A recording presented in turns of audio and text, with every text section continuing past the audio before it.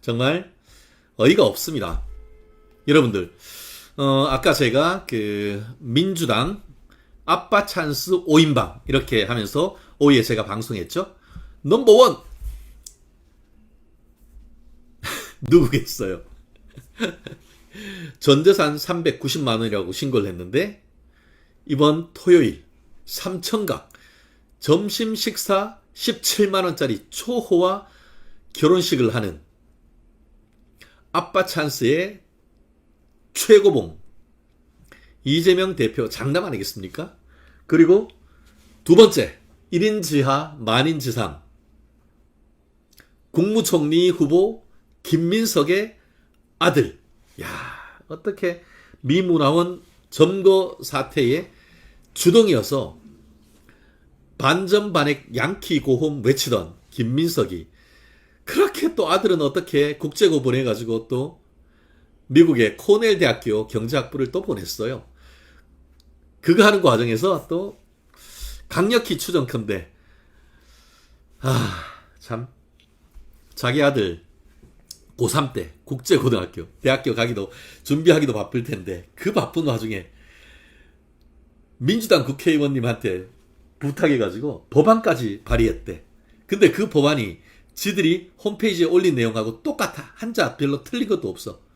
그러면은 그 법안을 김민석이 아들이 만든 걸까? 아니면은 김민석이 국회의원실에서 뭔가 만들어서 제공해 준 것일까?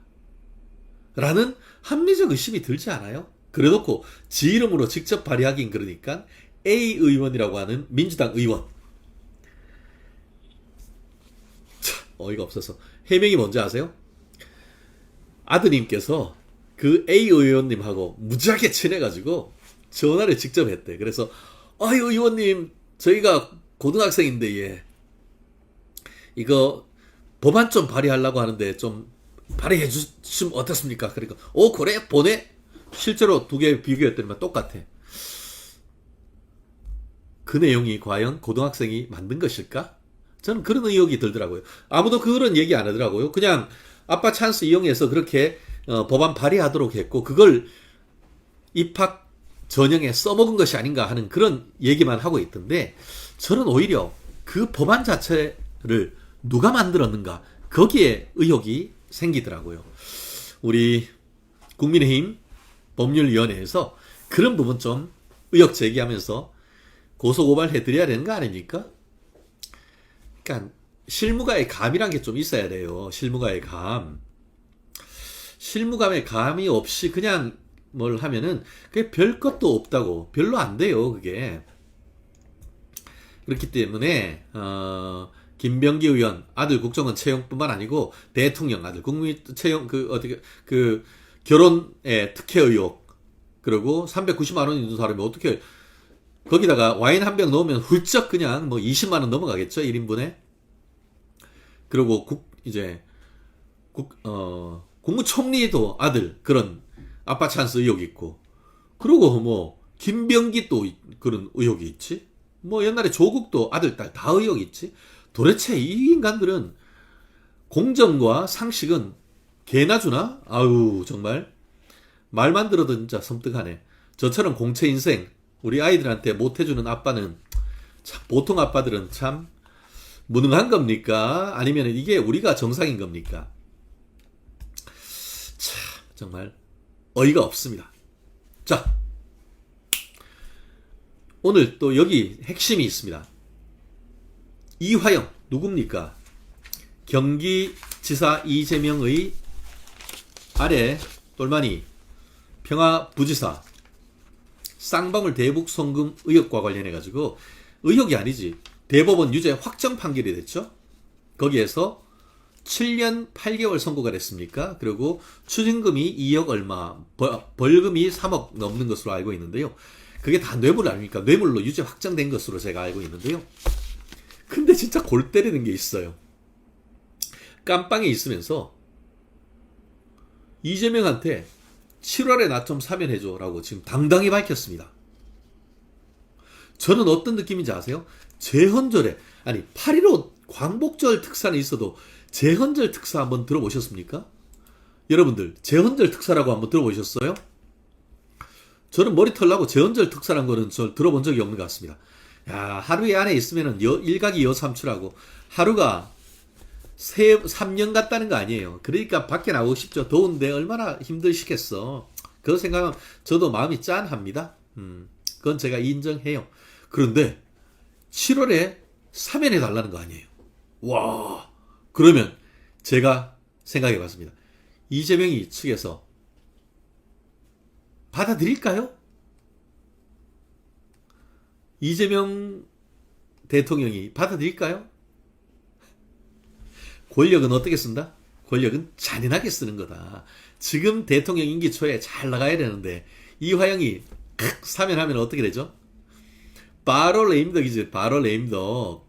근데 문제는 저는 당연히 거부할 것이라고 생각을 하고요.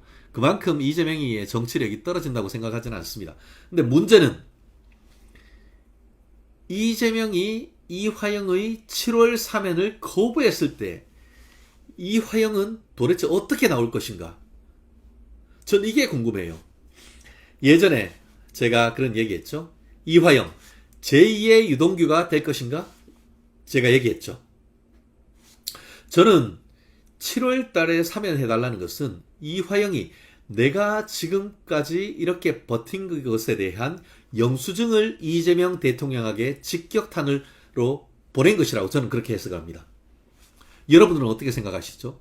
저는 제 촉이 뭐냐면은 이화영이 내가 지금까지 이렇게 너를 위해서 고생을 하고 깜빵하고 했다. 그렇기 때문에 이제는 네가 대통령이 됐으니까 하루라도 빨리 나를 밖으로 보내달라. 이런 영수증을 척 내민 것이다. 그렇다고 하면은 그 영수증에 대해서 결재를 안 해주면 어떻게 할까? 어떻게 할까요? 저는 지금 당장 영수증에 대해서 결재하는 거에 대해서